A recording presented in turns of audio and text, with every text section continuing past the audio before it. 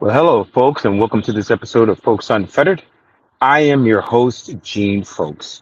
And today, as you can see, I decided to take our program outside. I wanted to meditate and contemplate on some recent information that was brought to my attention by a dear friend of mine that leads to the emergence of which I decided to put out this podcast episode. I was asked to critique an article that was entitled A False Black Dilemma. And I am going to share with you my response to that article. I will leave the name of the person who authored that article um, blacked out. And I decided to entitle this podcast episode as White People's False Dilemma about the Black American Experience. And we're going to get right into the meat of what I believe is a topic that has been retreaded over and over and over again right after we have our brief intro. So let's go ahead and get into it and let's go.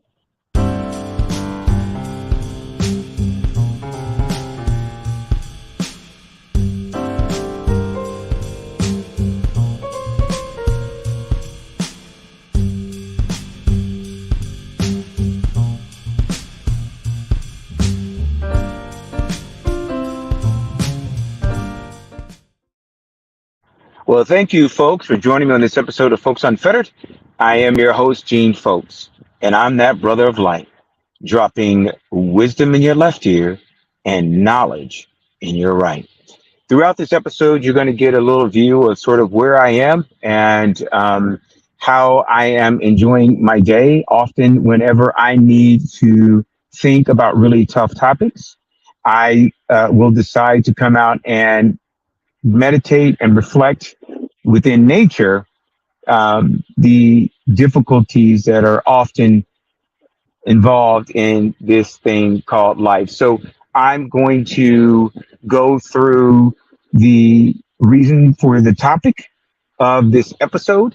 I am probably going to piss a lot of people off. I don't really care at this point. I believe that whenever we're trying to educate and inspire and edify one another, we need to really have tough topics. So whenever you see this title, I hope that you will click on it and you will learn something. And I will tell you that please do not mistake those moments of excitability and passion for anger, although there are things called justifiable anger. But I decided to really slap us all in the face with this idea that white people's false dilemma about the Black American experience and how it actually does not positively impact the lives of African Americans in this country. And so I'm going to go through and read what I prepared as an intro, and then I'm going to go through my response to some statistics and some information that was presented to me and how I responded to that information in an effort to educate those of you who are not people of color to understand what it is exactly that we go through, which I believe you know, you just don't care. And also to my brothers and sisters to that of color here and abroad to stop trying to embrace and accept this false dilemma as far as it relates to our experience and who we are as a people. This is going to be I hope to be a very meaty conversation.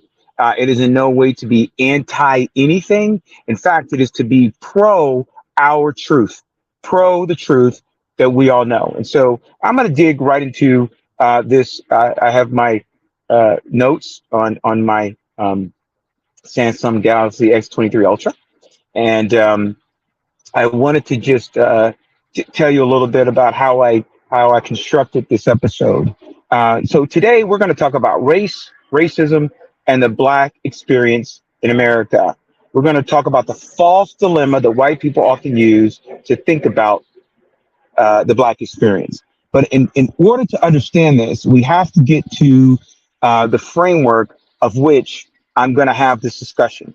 I have learned about myself that living in certain states like Texas, that I have formed a certain amount of bias as far as it relates to how people address me as a man of color. And I did not realize that there were limitations placed upon me, or I was not willing to accept that there were limitations that were being placed upon me because I was a man of color. And a lot of times I can be mistaken for being very easygoing and accepting, which I am, because I try to take an intellectual approach and being able to combat not only the institutional and systemic sys- restrictions in place against people that look like me, but also the social and social economic assumptions that are made about me and my experience. And so I want to start the top of this episode basically openly, transparently saying that, I didn't have a problem being a man of color or having a multiracial group of friends until this issue was consistently brought to my attention. And now I am beyond angry. I'm actually insulted and I'm actually disgusted with people that either are ignorant, willfully ignorant, and not understanding the Black experience in America. And that is at the personal level, as well as the governmental level, as well as the judicial level, as well as the legislative level, right? Which has always been our problem here in this country. And so I want to go down some really simple truths that I believe that we should all embrace. And so a false dilemma is a logical fallacy that presents two options as the only possible choices, when in reality, there are other options available. For example, the statement either you're with us or you're against us is a false dilemma. There are other options besides being with or against someone. So, how does this false dilemma manifest itself in the Black experience? One way that this false dilemma manifests itself in the Black experience is the way that white people often think about Black people's success. There is a tendency to think that Black people can only be successful if they conform to white standards of success. This means that Black people who are successful in fields like business, education, or entertainment are often seen as being quote unquote exceptions to the rule. Another way that this false dilemma manifests itself is the way that white people often think about Black people's suffering. There is a tendency to think that Black people can only be victims of racism. This means that Black people who are successful in spite of racism are often seen as quote unquote lucky or quote unquote exceptional. Why is this false dilemma harmful? This false dilemma is harmful because it limits the way that white people think about Black people. It prevents white people from seeing the full range of Black experiences, both positive and negative. It also reinforces the idea that Black people are only victims of racism, which can lead to white people feeling helpless to address racism. How can we challenge this dilemma, this false dilemma? There are a few ways that we can challenge this false dilemma. One way is to simply to be more aware of it.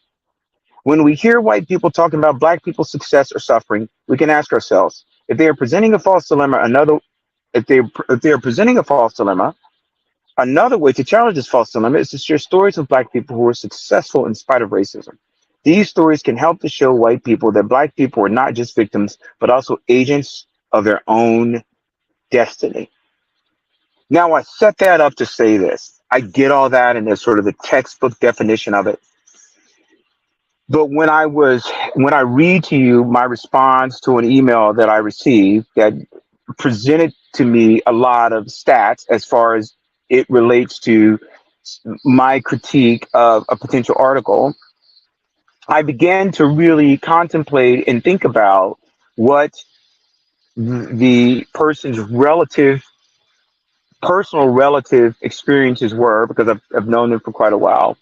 And I wanted to address as best I could some of the things that I thought was a dangerous premise based on the statistics that were brought to my attention. And so, for your edification, I am going to read through some of the statistics that this individual shared with me because they were doing some work within Planned Parenthood. And so I wanted to go through this document, obviously internally um, uh, omitting some of the facts will identify this individual because I love this person and I've known this person a long time.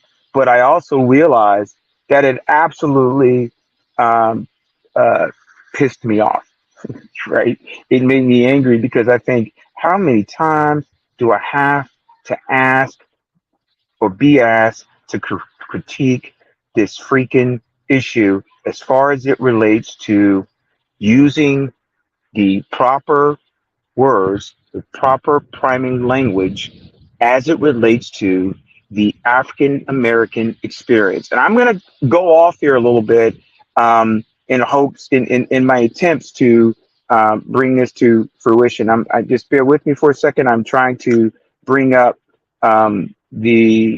here we go, the document itself, so I do not completely butcher these statistics that were brought into my attention. And so here's some of the things that were noted in the article that were highlighted. And I will save you from the person's opening explanation in building a case. Black Americans are per capita less financially stable than the average American. 2021. The median income for Black households was $48,297, according to the U.S. Census Bureau. That compared with 74,262 for white households, a difference of 25,965, a 35%, February 6, 2023. This data is based on. Black Americans per capita attained to a lower educational level than the average American. According to the Census American Community Survey in 2021, 12% of the total U.S. population identified as Black or African American. One among Black residents aged 25 or over, 22.6% had earned a bachelor's degree or higher. This rate is up from the 17.9% in 2010, but falls short of the national rate of 32.9%. Black Americans per capita have a higher incidence of single-family homes, and most of these are fatherless homes. The percentage of the white children under 18 who live with both parents almost doubles that of Black children, according to the data, while 74.3% of all white children below the age of 18 live with both parents. Only 38.7% of African American minors can say the same. Instead, more than one-third of all Black children in the United States under the age of 18 live with unmarried mothers, compared to 6.5% of white children, according to the Census Bureau. Black Americans per capita have a higher rate of abortions than all other races in America. The most recent CDC report on abortion in the United States indicates that in 2016, the non-Hispanic Black abortion rate, 25.1 abortions per 1,000 women aged 15 to 44, was 3.8 times the non-Hispanic white rate of 6.62%. Black Americans per capita own fewer businesses than the average American. In 2020, there were an estimated 140,918 U.S. firms with a majority Black or African American owned ownership, up 14% from 124,004 in 2017. According to the latest available data from the Census Bureau's annual business survey, ABS, those firms brought in an estimated $141.1 billion in gross revenue in 2020. An 11% increase since 2017. Despite this growth, businesses majority owned by Black or African American people accounted for only 3% of all U.S. firms that were classifiable by the race and ethnicity of their owners in 2020, and Black-owned firms accounted for just 1% of gross revenue from classifiable companies that year. By comparison, Black adults comprised 12.4% of the overall U.S. population in 2020, according to the Census Bureau. Black Americans per capita are incarcerated at higher rates than any other race in America. The nation's imprisonment rate is at its lowest level in more than 2 decades. The greatest decline has come among Black Americans. Where was I? I lost my place. Apologies about that. Whose imprisonment rate has decreased 34% since 2006. While their rate of imprisonment has decreased the most in recent years, Black Americans remain far more likely than their Hispanic and white counterparts to be in prison. The Black imprisonment rate at the end of 2018 was nearly twice the rate among Hispanics, 797 per 100,000, and more than 5 times the rate among whites, 268 per 100,000, according to the Pew Research Center. Black American per capita crime rate is higher than any other race in America. In 2018, based on data from the FBI's Uniform Crime Reporting (UCR) program, Black people were overrepresented among persons arrested for non-fatal violent crimes, 33%, and for the serious non-fatal violent crimes, 36%, relative to their representation in the United States population, 13%. Table 1. White people were underrepresented. White people counted for 60% of U.S. residents, but 46% of all persons arrested for rape, robbery, aggravated assault, and other assault. And 39% of all the arrestees for non-fatal violent crimes, excluding other assault. Hispanics, regardless of their race, were overrepresented among arrestees for non-fatal violent crimes, excluding other assault, 21%, relative to their representation in the U.S. population, 18%. Black Americans per capita have less access to health care than the average American. I'm not going to read that long-winded piece of it. And so it goes on and on and on. Now, if you are a person of color in America, these statistics are not new to you. Some of them are more surprising, quite frankly. I didn't realize that I don't have the experience of a lot of people of color having abortions around me. I tend to think of Black people as somewhat very, very conservative. And I wanted to give you my exploration, my response to what I believe is, and excuse me, I'm taking so many pauses because I'm trying to calm myself when it comes to how I responded to this. And so I'm just going to give it to you straight. And so here's what I said. And my friends know me, I tend to soften what I'm going to say. And that has gotten me nowhere. And so I'm going to speak boldly. I am going to speak openly and authentically about some of the most ignorant assessments or hypotheses that my white friends have made about the Black experience in America. And so, folks, buckle your seatbelt, because here goes. I may be saying something new and I may be not, but this is just coming from me, and it was about, I don't know, 1 or 2 o'clock in the morning. I said, thanks for sending this to me to critique. It's humbling you asked for my quote unquote opinion on this. I said, phew, meaty article. So I like to approach things from a research perspective, looking at the framework from which the premise of a perspective originates. We cannot look at data and statistics without the ever elusive human spirit. Before I get to the meat, I'll state this as the framework addressing my own potential bias as whites providing quote unquote research on the African American experience, especially when they fail to address the root cause of the Africans' experience in America. How Africans are the only group in mass who were brought to this in other countries in chains, shackled like animals, and denied the basic of human rights. Conditions which actually continually exist today in what we claim is a Christian nation. It was missionaries who first approached these people with the Bible in one hand and shackles in another. I have matured to research and study the complete inability of my fellow countrymen to even desire to quote unquote set things right. Given the systemic nature of racism and the institutional mechanisms intentionally constructed to justify the atrocities committed against Africans in America. To that end, instead of looking at the issue in terms of Black and white, Christians often fail to address the issue from a spiritual angle. So once again, we of African descent aren't even seen as Christians first, hence the segregation of Black and white churches. Ever seen a majority white church with a majority Black leadership? I haven't. So each point you make is connected. One cascades into another. This is a multi-dimensional discussion and I will do my best to be as concise as possible. However, there is not a simple answer. From my perspective, this is a consequence of a multitude of sins committed by whites against their brothers, and a condition of the heart of all people, black, white, and otherwise. For me, I started what I believe would set the basis for my quote unquote critique. I was listening to a video you sent me entitled "All Pastors Need to Hear This." The gentleman was speaking was of Jewish descent. It fascinates me how open and willing we are to embrace, acknowledge, and want to do something about the Jewish Holocaust. We apologize for it. We want to stop anti-Semitism. We quote unquote respect their celebrations. And when Friday comes, no one questions their ability to shut down Friday and worship their Sabbath.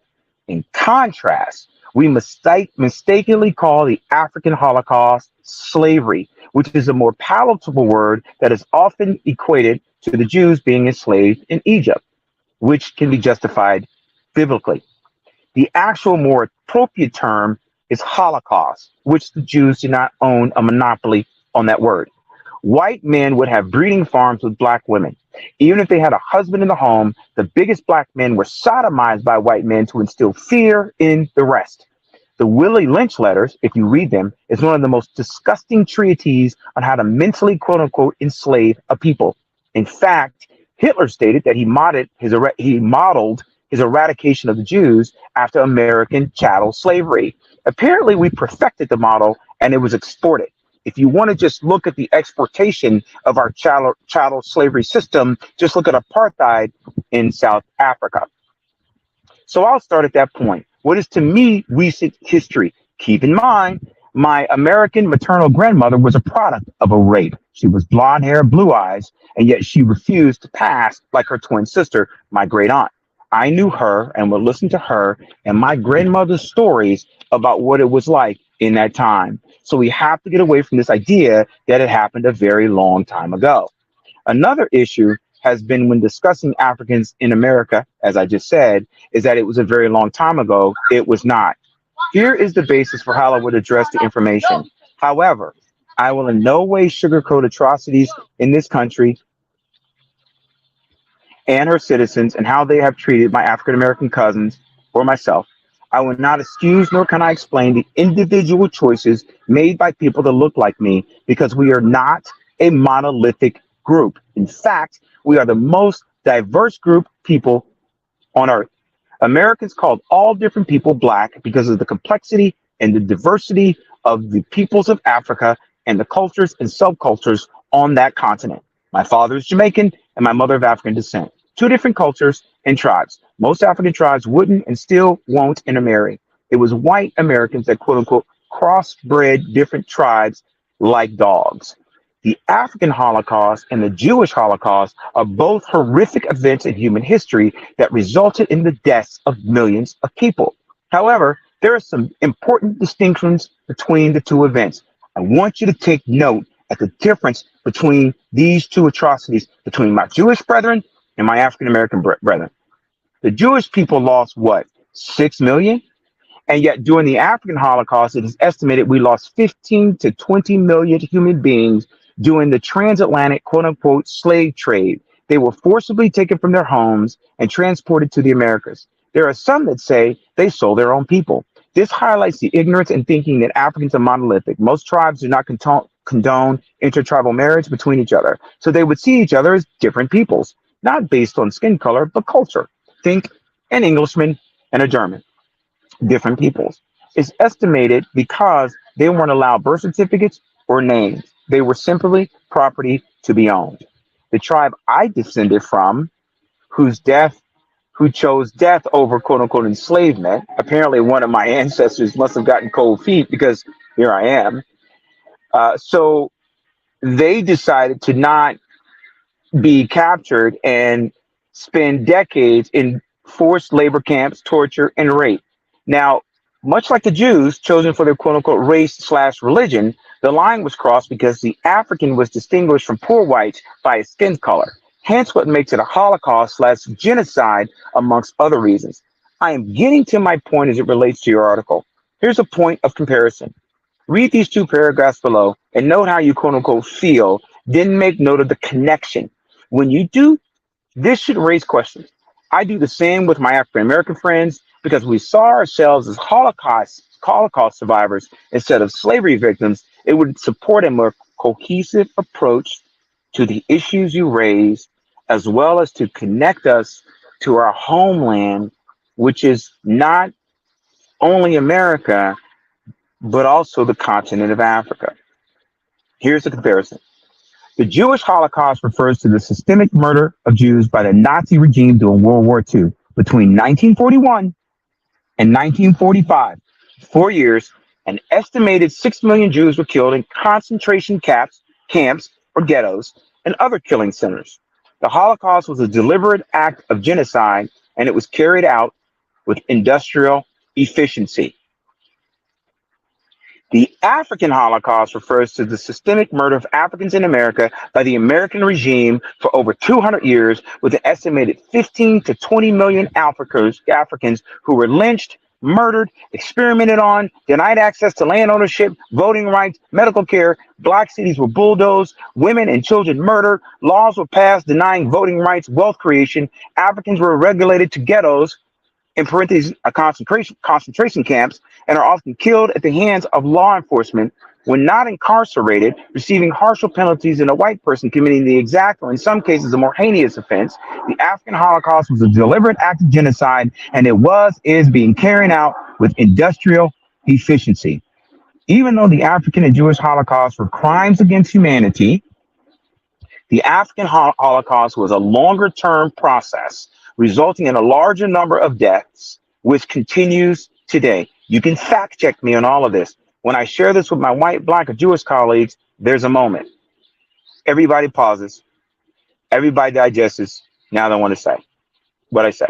Now, although the initial motivation may have been commerce, which is still the case, the motivations of racism and hatred would intensify, and the narrative to protect white fragility would be the national unofficial belief, quote unquote, it wasn't me, I didn't enslave anyone. However, this history, these experiences, and crimes against other human beings, then attempts to fail to even nationally address these atrocities, has had and continues to have a profound impact on the Africans' experience in America. Now, this doesn't excuse the personal choices blacks may make as individuals. However, if it's a choice of having a child murdered by a police officer, why have a child at all? When black men are discriminated against, denied employment or access to affordable education, or denied access to financial resources so they can build an entrepreneur enterprise, or they are easily accused of a crime and incarcerated with longer sentences, then you reduce the opportunities for black families to flourish. Heck, you abort the black family at conception. How each black person addresses these issues boils down to their connection to a higher power. For me, that's God. And yet, when the very people you think are fellow Christians, there's that point when it's race first, faith second. I mean, how many Christian whites use the N-word? Most likely a grandparent or relative. Begs to question the quote unquote brotherhood we Christians profess. This is what goes through one's mind as a black person when asked awkward questions about race, when all you want to do is worship, walk down the street, drive your car, or do anything normal that other Americans do. In order to shed objective discussion of these topics you raise in your article, we must look at this from a multidimensional view. The problem of the individual and their connection to God or a higher power. For me, it's God. It's only God. This does not mean that blacks are less connected to God. That isn't the case. It just means that blacks are diverse, not a monolithic group. Secondly, we must consider the external societal conditions that affect blacks. And finally, we will not have a complete conversation without addressing the core conversation, which is this country's complicity in creating these conditions and then folding his hands and saying, it's not us, it's you. So in a nutshell, I'd break it down to make it more individualized, related to the overall spiritual affliction we all suffer from, and resolutions to make things better. If not, then this would just be another article talking about conditions that will remain unresolved. I hope that helps. I'm not sure that's a critique as much as it is an exhaustive exercise in how to go beyond the data GF. Now, here's why I went into all of that. Because a lot of times